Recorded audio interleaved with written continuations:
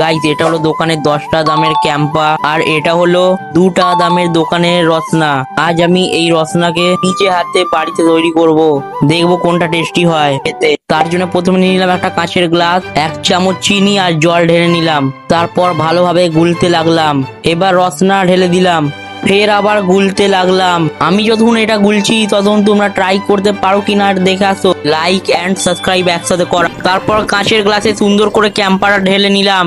ও ভাই, একদম ক্যাম্পাটা উপজে পড়ছে, পুরো গাঢ় অরেঞ্জ রং। গাইস দেখতেই পাচ্ছ দুটোর মধ্যে কোনটা বেশি, তোমরা ফট করে কমেন্টে জানাও। এবার ট্রাই করার পালা। প্রথমে আমি নিলাম ক্যাম্পা। চলো প্রথমে আমি এটাকে রেজাল্টটা দিই।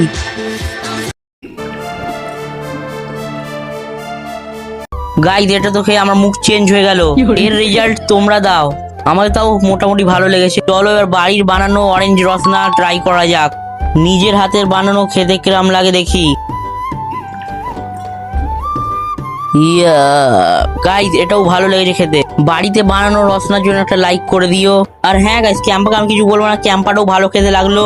এই রসনা তোমরা 10-এর মধ্যে কত দেবে কমেন্টে জানাও, আর একটা লাইক করে দিও। আর এরকম ভিডিও দেখতে হলে চ্যানেলটা সাবস্ক্রাইব করে দিও। Bye, tata, bye by.